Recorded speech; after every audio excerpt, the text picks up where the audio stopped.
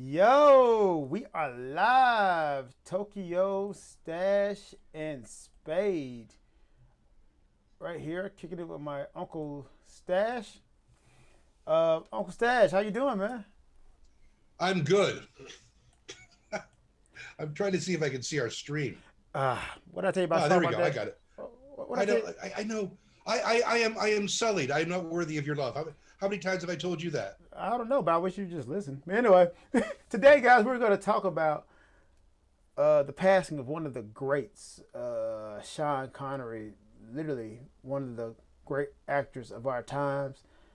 And 2020 has been a monster, like legit a monster. We are losing a lot of great people. Kobe Bryant was the beginning of this year. Now Sean Connery. Whew. What you think, Uncle Stash?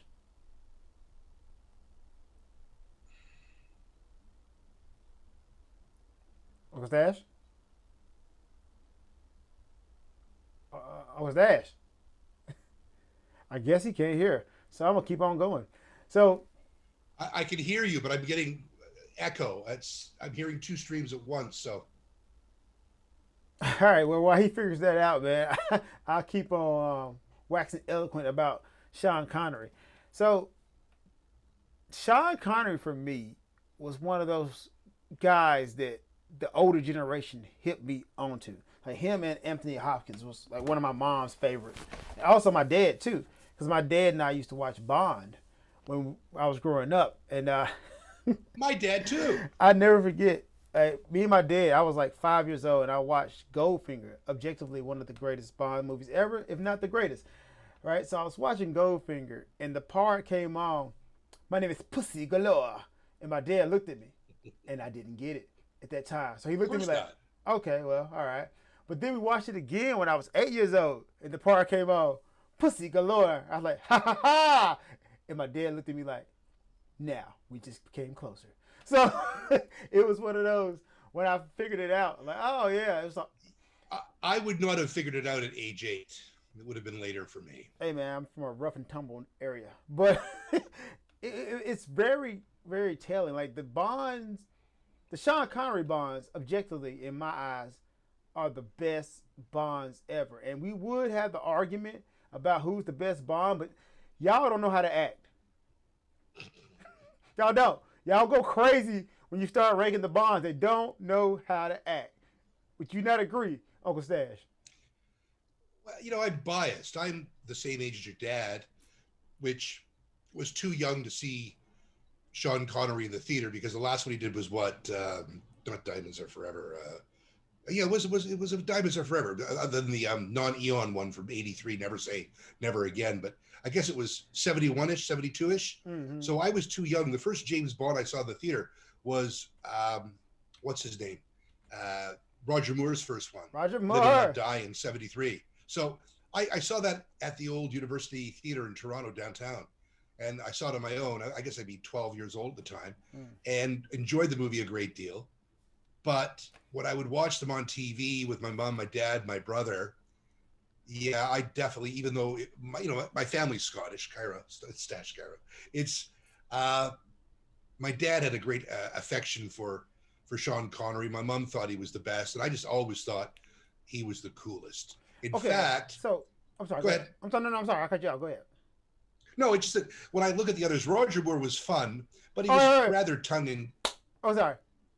Are we gonna do this? Are we gonna go ahead and rate the bonds, man? Because it seems like you're heading that No, direction. no, no. I'm not going to rate the Bonds at You all. know what? George Nah. Lazenby. Let's do it. Because you're naming all the bonds right now. So, All right. all right. First, let's just point this out right quick.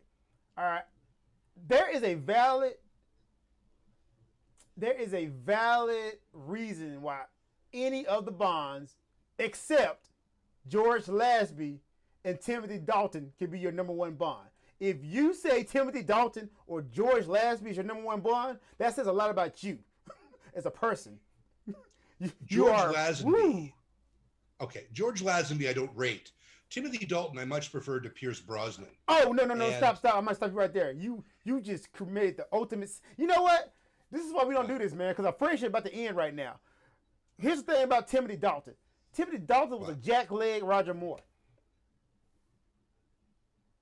Yeah. I always thought Roger Moore made it too much tongue in cheek, and He as made it did Pierce sexy. Brosnan. Right, okay, No, all no, right. no, no. Look. Daniel Craig is No, sexy, whoa, whoa, whoa, whoa, whoa, and whoa. No, he's new level sexy. But the okay, original, matter of fact, all right. I put it like this: Sean Connery was the cool Bond. He brought like a cool demeanor to the Bond, right? Right. sure, right, Now, right. Roger Moore, he was sexy Bond. Like he was really like bringing all the sex to these chicks. He like it, when you looked at Roger Moore films, man, he was out there getting those young ladies. I would call them. Yeah, I'm afraid I got to disagree. I really think that Sean Connery was the sexiest. By the way, in his BBC obit, all this politically correct horse shit, they give a glowing commendation soliloquy, bye bye, to Sean Connery, and then at the end they say, "Oh, and thank God that his portrayal of slap women on the bum and not always accepted that no means no is long now a relic of the past." What's wrong with So that? they got this great obit. No, what's and wrong then, with that? Why are you railing against that? because it's horseshit. No, I mean, it's not horseshit. I think it is horseshit. Yeah. No, it's not. Okay, Yeah, it ruined the obit. No, what? No, it didn't. No, it's good to point out that the behavior that was happening in those movies that we don't accept now. Now, does it diminish Sean Connery's legacy? No, it doesn't. But it's good to point that out. Because look, man, it's a lot of misogynistic and problematic stuff going on in the movies, dude. It's a lot. Yeah, absolutely. Like they're of their time. I know they're of their time. But what's wrong with pointing out that it's not good? Yeah, stating the obvious. The sky is blue. No, well, it's not stating the obvious, man. Because if it's obvious, it shouldn't happen back then. Times are different. Exactly. Times. Okay, I hate this excuse we use. Times are different. But the fact of the matter is, if it was wrong now, it was wrong back then. But people didn't think it was wrong back then until somebody said it was wrong. So now we should say it's wrong all the time so people know it's wrong. So there's nothing wrong with stating that. Because Sean Connery was a great guy. That was apropos of the time. But now we can say, hey, that's wrong. But we still can enjoy the greatness of Sean Connery. He was known for slapping his first wife around, and that's not cool in any language. No, it's not at all. At all. No. At all. But back to the Bonds. I think, all right, if I had to rate my Bonds, right, excluding George Lazenby, excluding him, right, throwing him out at the curve.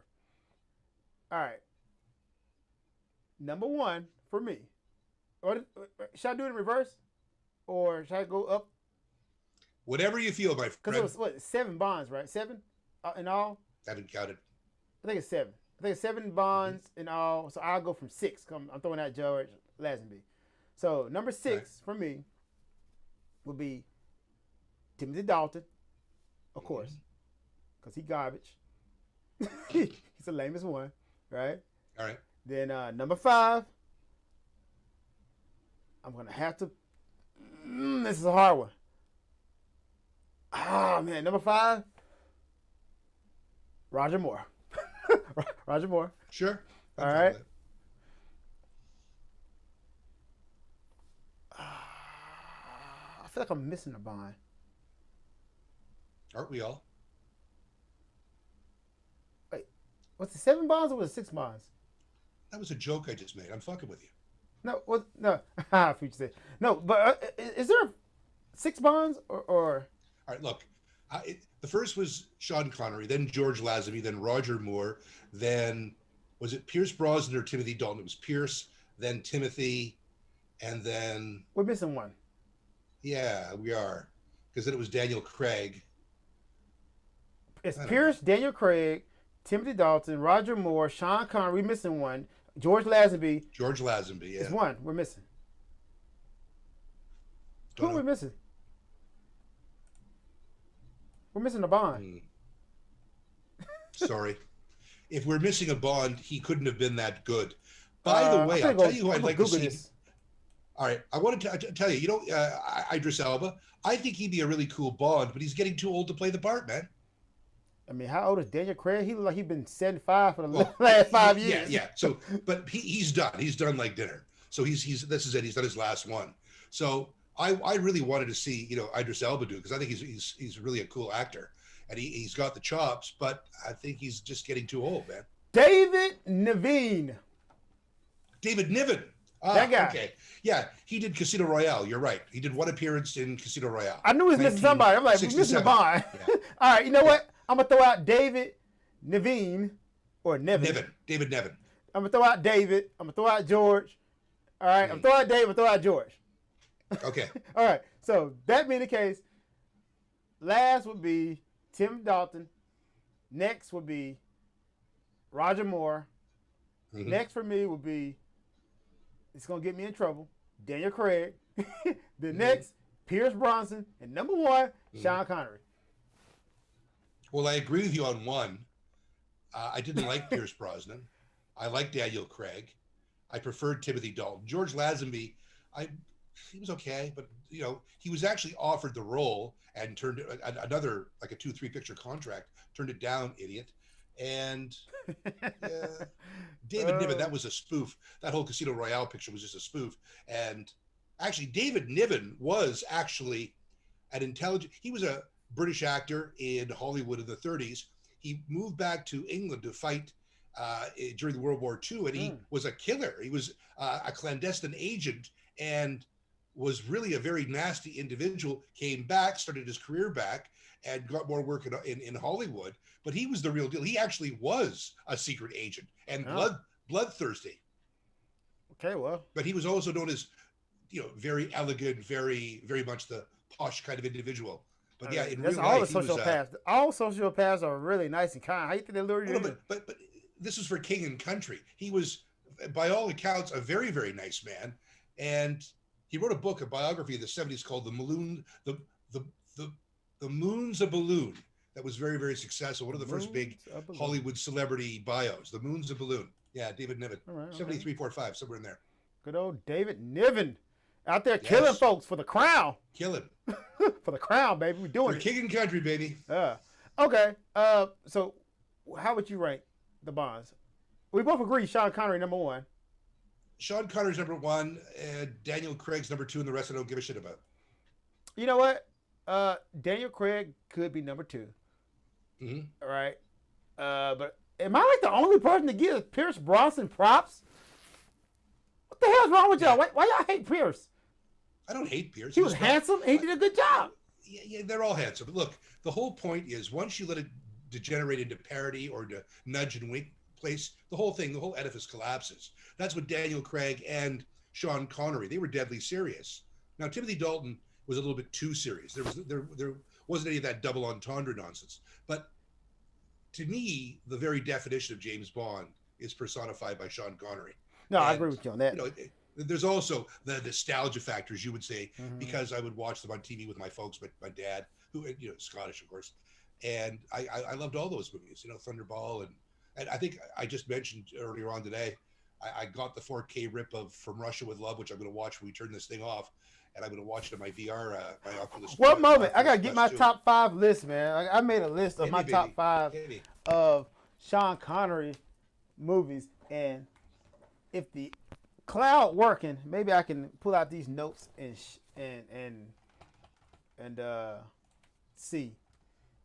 tell y'all. So my top 5 Sean Connery movies, right?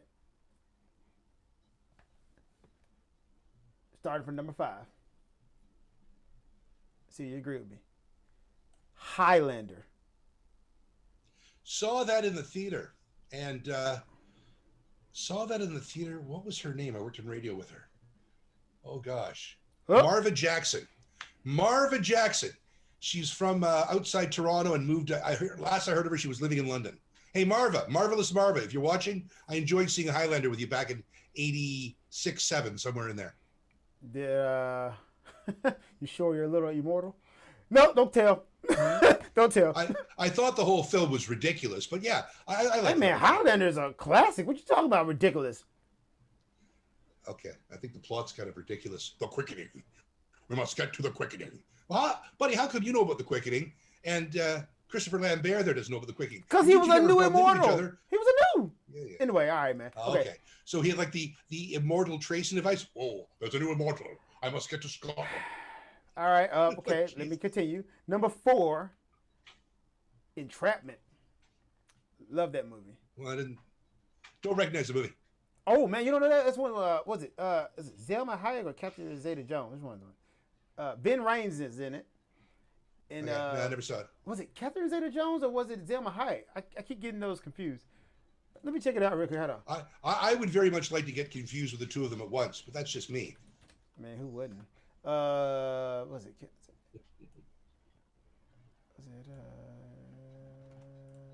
Who was in that movie? Yeah, Catherine Zeta-Jones was in there. Oh, Catherine Zeta-Jones Douglas.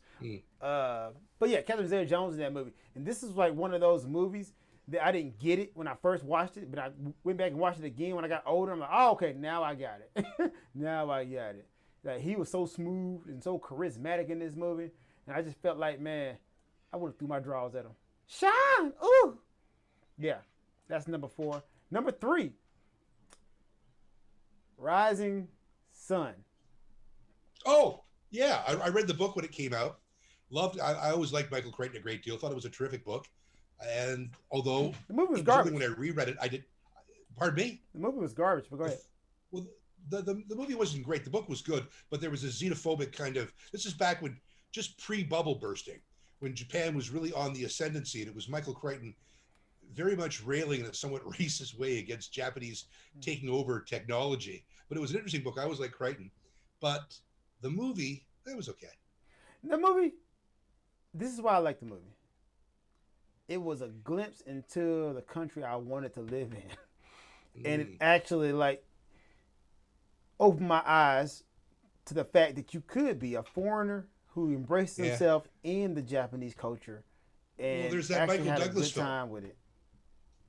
Around the same time, 87-ish, there was Black Rain, set in Osaka with Andy Garcia and Michael Douglas, which I love. I didn't. The film was kind of brain dead, but like you, I mean, I was working the shopping channel back then, and I thought to myself, I just want to get the hell out of here, like Talking Heads. It stopped making sense and just bugger off to Japan then, but I didn't. It was many years later. But it was that whole look of Osaka in Black Rain, and also Rising Sun with Wesley Snipes and Sean Connery. Sean Connery really sold it in that movie, though. Like, he really, really looked like he knew what he was talking about. You know, when he was talking about the Japanese culture and everything. Like, yeah, you know, this guy. Do you remember the scene in the car about? where Connery's talking about Senpai Kohei and Senior Man and what's his name? Says, you mean like Massa? He goes, no, not like Massa. And that was great. It really was. You should look into the whole Senpai Kohei thing if you're not here in Japan. Yeah, but anyway. I know. Look, you know my pronunciation shit. But it's an integral part of the culture here. Yeah, it's one of those things that's here, and they actually broke it down pretty well in that movie. I was actually happy about that. Number 2 for me, Sean Connery movie. So just to recap, number 5 was Highlander, number 4, Entrapment, number 3, Rising Sun, and number 2 for me, First Night. Damn good movie with the homie Richard Gere. Yeah, I don't really. I saw that movie, but I don't really remember it. I actually saw that movie in class, and because we were studying King Arthur. You know, people actually think that story is real. Anyway, but come on, serious? Bruh, like, I don't know. Anyway, so I was reading about King Arthur, the Knights of the Round Table, and we watched that movie, and it's like, this is the closest one to it. But yeah, it was a damn good movie, man. And you can actually see Sean Connery as a damn king. Yeah, sure. Well, I like, in terms of his film, Michael Caine and him did The Man Who Would Be King around 1975. That was good. Wait, man. And I like wait. We're finna do your top 5 in a minute, man. Let me get through it. Okay, I'm sorry. God, stepping over my toes. Damn. I'm sorry, all right, dude. So just to recap again, number 5, Highlander. Number 4, Entrapment. Number 3, Rising Sun. Number 2, First Night. Number 1, I know y'all ready for it, baby. Number 1, Sean Connery movie ever as brought to you by DJ L-Spade, Dragonheart. Now I know what y'all saying right now. Dragonheart?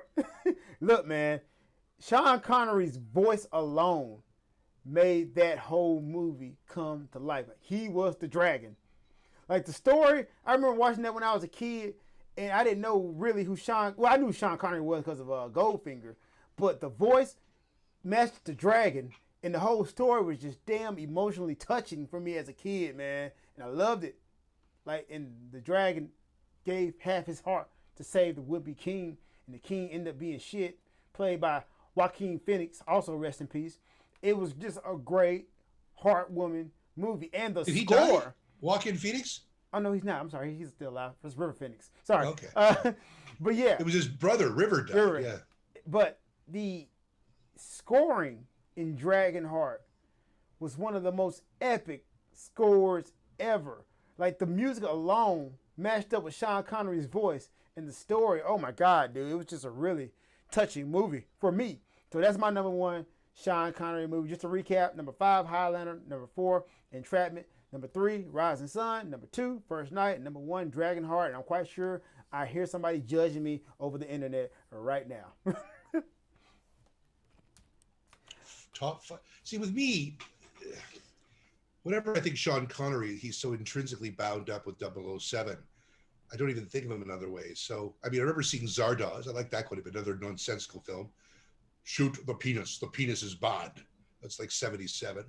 Zardoz. And Untouchables, I never liked that very much. Yeah, Untouchables, man. He was also Tarzan. Yeah. And there was also, I never liked any of the Raiders of the Lost Ark, which is interesting because I actually used to watch old movie serials when I was a kid, but I never liked any of the Raiders of the Lost Ark. Hey, so man, I don't remember the one some of them just was good. What you talking about? Like the one, the Last Crusade he was in? Sean Connery did a good job. I never liked Star Wars, and I saw Star Wars in '77. Okay, man. When it premiered, I thought, yeah, never like that. This friendship is in question now. But sorry, man. You didn't like Raiders of the Last Lost Ark? Ark? You didn't like that? Wow. But Sean Connery did good in it. Right. Yeah. Zardoz, Man Who Would Be King. I never seen that movie. So I can't really speak on that. Yeah, it's good. That's really good. That's Rudyard Kipling. What else? I got to think here. And all, non 007. Jesus. I can't think of any others. Sorry. I'm sure I know some, but they just don't really register that much. Well, you gotta be like, you gotta really think, man. The 007s are really like the shit. Yeah, the linchpin and all this that makes everything works. Seriously, it is that 007. Like, he'll forever be 007. Yeah. What's your favorite 007 movie?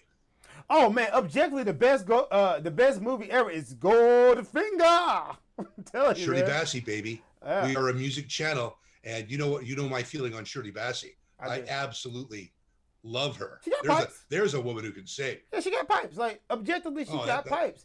That theme. And that broad could build on a tune. Yeah.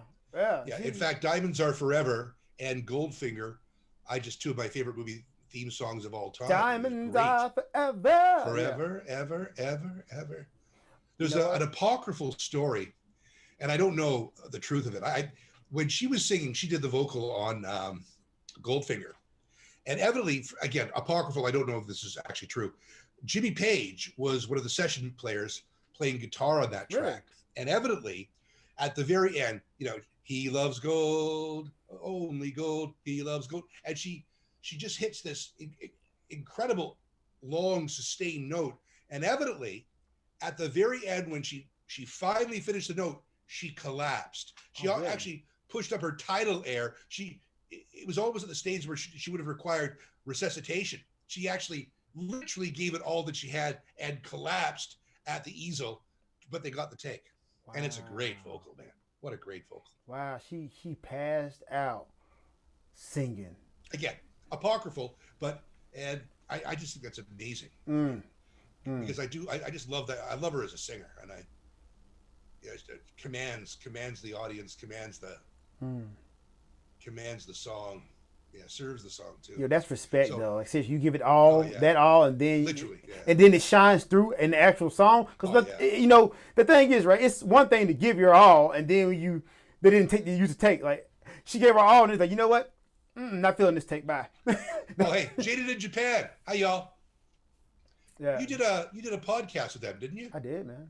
Yeah. Oh, okay. They're watching. Hey, love those guys. Sonny and Sydney, love you guys.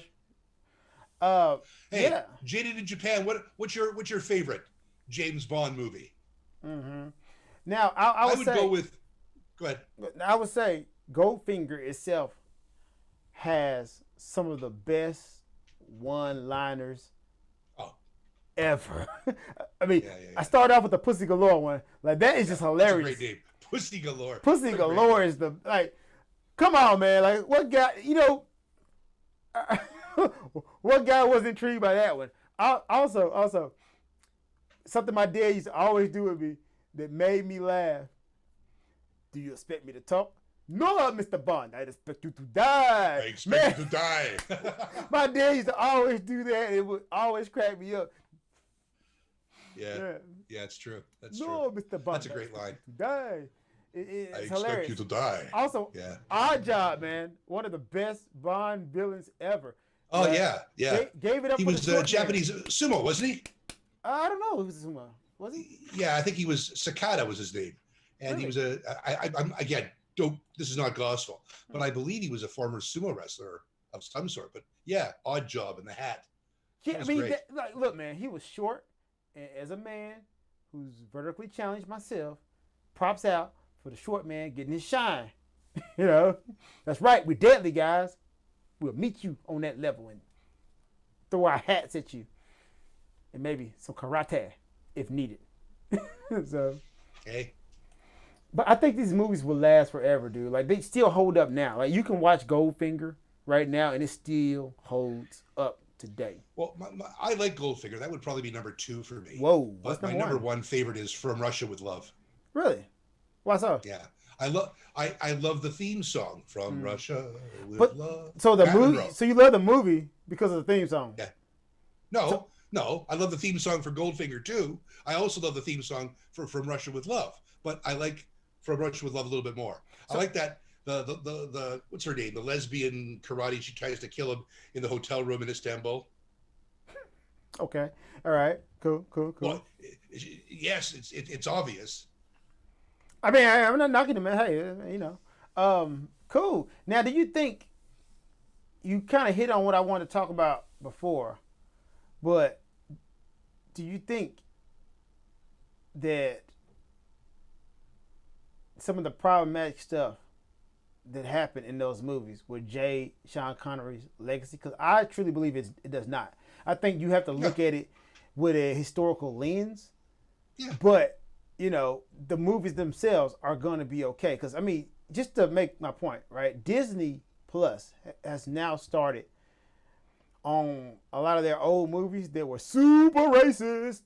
They're starting to put titles on there like, hey, this has negative racial connotations in the movie before you watch it. And people kind of lost their minds against that. I'm like, whoa. Why are you losing your mind? Like, yeah, we need to let people know that you're about to see some racist stuff. What is your thoughts on that? I don't care really. As Do you long as they not? leave the movies uncut. I mean, put all the warning labels you want. That's fine. I don't care one way or the other. I mean, some of the old Warner Brother cartoons. I mentioned that one to you. Coal Black and the Seven Dwarves. Yeah. That's that famous. That's racist as hell. And You're a Sap, Mr. Jap during the war. Another rather Oh my racist God, what? cartoon. What was that called? You're a Sap, Mr. Jap. Oh God. Yeah. All right. And Okay. Dr. Seuss used to do racist cartoons for the American for Stars and Stripes and for magazines during the war. Of course he did. I mean, why wouldn't he? Right? Okay, it was war. What do you do? I mean, yeah. Yeah. I think it's a good thing too that they actually putting warnings on Disney, and I think it's good to look at some of the problematic stuff that was in Sean Connery's movies as Bond. I mean, there's a lot of womanizing going on, a lot of objectification. There was a lot of demeaning things going on towards women, and I think it's good to point that out. Like, yeah, when we look at it, like, hey, man, that sucked, but we still can look at the movies and put it like this, man. I'm from the South, right? And I have a weird connection with the Confederate flag because I've seen it all my life. Don't rock with it at all, but I've seen Why it. would you? I mean, exactly. Why would anybody really? They lost. It's a loser flag. But I've seen it all my whole life. And my favorite show growing up was the Dukes of Hazzard. And the car name was the General Lee. Well, I mean, that really wasn't a racist show. I never liked it, but the let me whole finish. good old boy sing with the stars and bars on it. Let me finish. So, the General Lee was so integral to my life that I had a General Lee car. Like, I used to play with this General Lee car all the damn time, you know, until white kids stole it from me. And yeah, that's a whole nother story. And I'm still kind of traumatized from that. Those fucking white kids stole my racist car from you. No, I never tell you that story. You can't make this shit up. Have I never told you that story? Oh, okay. No. I'm sorry. Terrible segue, but let me tell you the story real quick. Because this was like one of the moments I knew I was black. All right. So seriously, this is my, I'm black moment, right? This is me in preschool. I'm like 4 years old, right? And like I said, my favorite show growing up was the Dukes of Hazzard. Used to watch it all the time with Daisy. Man, had a crush on her. That's right. Yeah, I'm gonna say it in a minute. So anyway, my uncle Andrew bought me and my brother, because we love watching that Dodge Charger jump over stuff. So he bought us these little Matchbox General Lees with the Confederate flags on them and everything. We love those cars, man. We took them everywhere. We played with them. We were jumping and everything. I went to kindergarten, and I took my car with me. And I was playing with it. I loved it. I was playing with it. Yeah. Then this little white boy came up to me and took my car. So me being the responsible young man I was, I went to the teacher. Like, yo, teacher, such and such stole my General Lee car. She looked at the car, looked at me, looked at him. She said, oh, no, that's not your car. And I went, yeah, that's my car. It's my General Lee car. And she's like, no, it isn't. So she let the little boy keep on playing with my car. His parents came, took him home. He took my car. So I'm crying in the corner like, what the fuck? My car is gone, right? Then my mom comes in, and I run to my mom like, yo, this boy took my car. He stole it. And she went to the teacher like, why did you let the boy steal his car? And she was like, oh, what? That really was his car? And she's like, yes, it was. Why did you let him take it? Why did you believe him when he said it? And it was a big hullabaloo. My mom embarrassed her in front of everybody. You know? But that was the moment I was like, oh, wow. I guess I'm different. That was my, I'm black moment.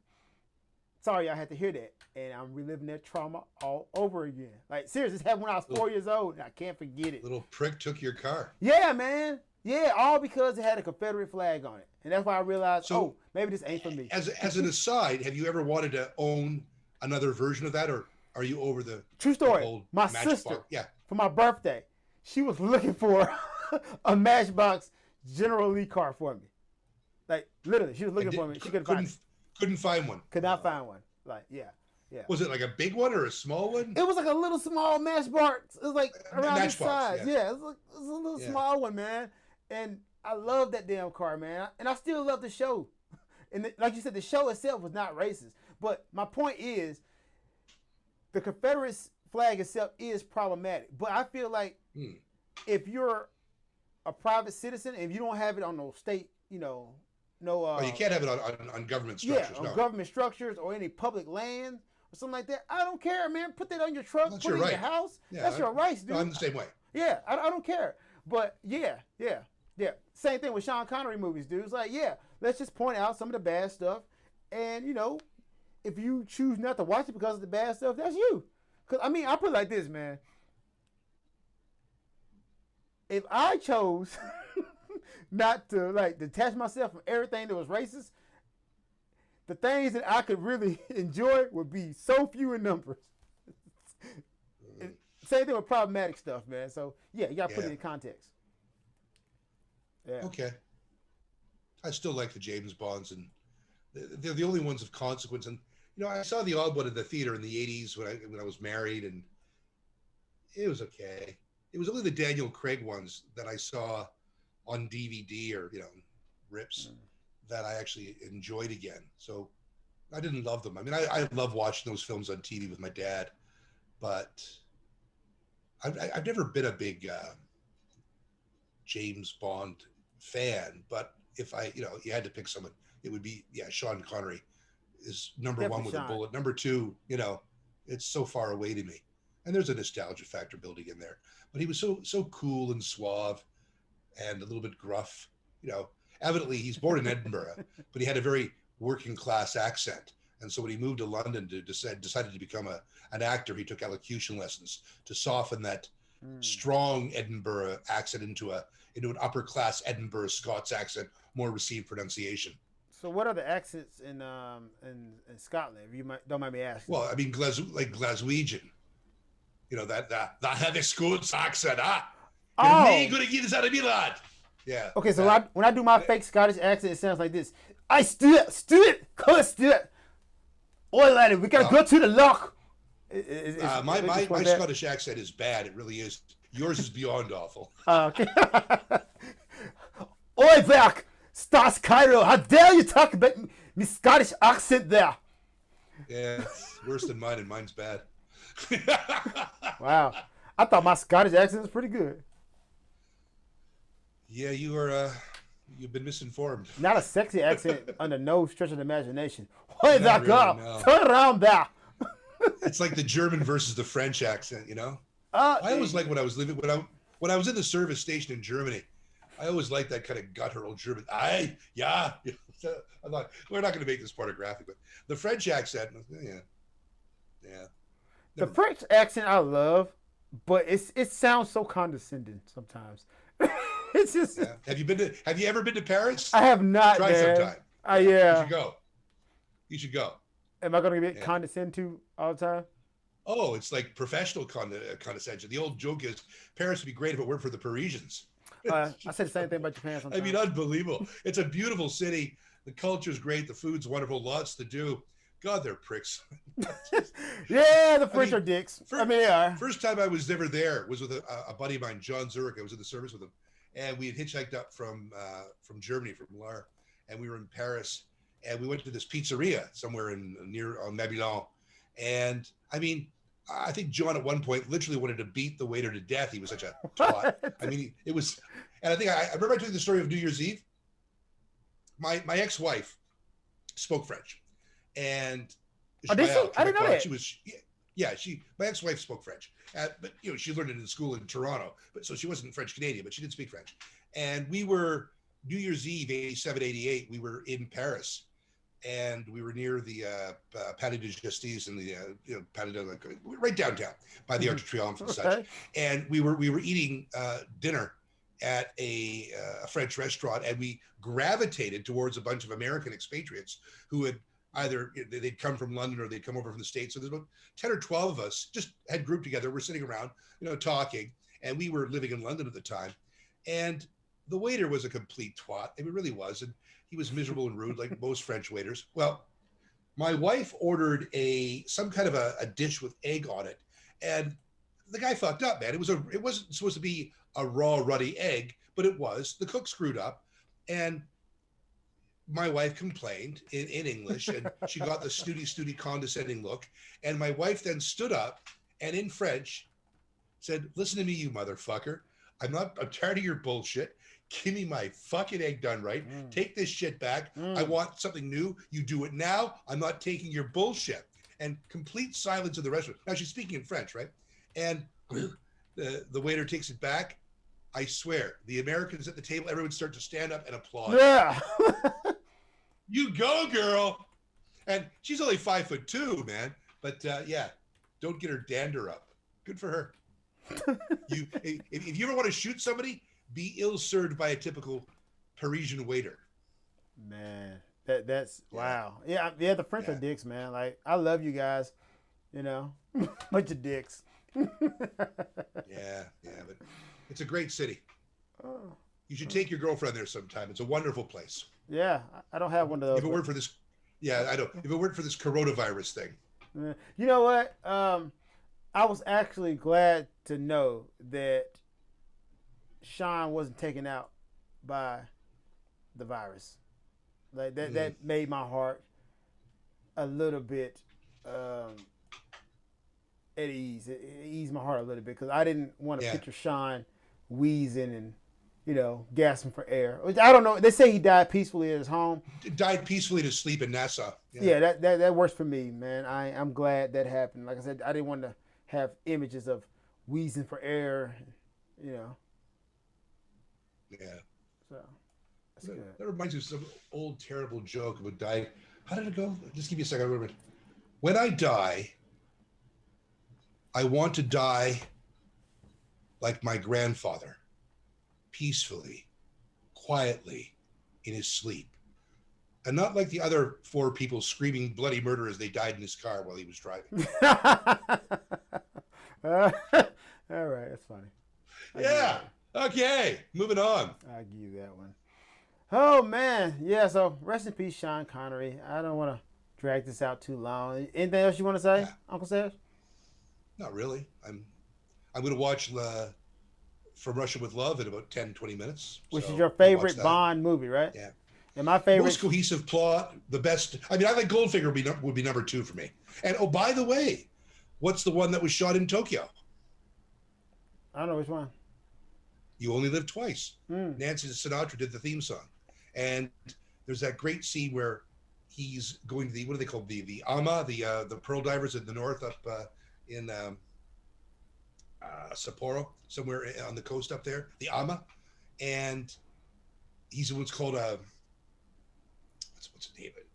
Gyrocopter? Yeah, gyrocopter. Looks like a helicopter, but it's not. And he's being chased by the bad guys, the Yakuza. They're firing machine guns. And he's all these Japanese pearl divers. And it's I just love that scene. It's another thing that made me think about Japan when I was a kid. Yeah, man. Number 1, Sean Connery Bond movie for me would be Goldfinger. And I think that's because the nostalgia factor for me too. Because me and my dad used to watch it all the damn time. And like I said, Pussy Galore is one of the best names ever. I tell you. It is a great name. It is. You ever try to explain that name, the double entendre there, to a Japanese person? I don't know what it actually means. I have, yeah. I'm going to try to change my name from DJ L-Spade to Dixie Enormous. Put him. What's your name? Dixie Enormous. Don't you think that's trying too hard there, DJ L-Spade? Hey, trying too hard. Yeah, I was going to say that's what she said, but it didn't work. While we're here and I've got you on the spot, how's your inspiration feeling these days? You know what? It's coming back. It's one of those. I just had 4 days working on a Netflix show, and that like drained the life out of me because the work schedule was so damn tedious. But it's coming back to me, man. It's coming. You watched those 2 videos of me giving you suggestions? I watched one to its entirety. I was there. The other one, I was asleep, and I plan on watching it tonight. Can you give me a summary of what you said? You talking about me and my mom? No, I can't reduce my genius to a mere pressy. But the second one was just, stuff I like, classic singers, easier listening, smoothly jazzy versions. But the one where I think there's the direct inspiration for what may become or may not become your Bodine's fadeaway riff is those songs that I, the bass line from The Who, the Lawrence Mason Take 5-ish version of Golden Brown. Yeah, that's where I'd like to, if I can provide some minuscule inspiration, that's what I want you to take away. Fair enough, my friend. Fair enough. All right, guys, we're going to go ahead and sign out. Tokyo Stash Spade. Thank you guys for watching. As always, man, comment. If you got a problem with anything I said, come see me, baby. Or you can just leave a comment. Send us an email. I'll give you Lord Spade's address, and you can go to his house. Hey, man, I ain't going to shy away. I got hands. Let me tell you something. Being 5'8", 5'8.5" on a good day, and coming from the hood I come from, 2 things you have is in abundance is confidence and faith in your hands. So, yeah, it ain't going to be easy. I put it like that. Anyway, guys, we out. With God's help, you'll do it. We out.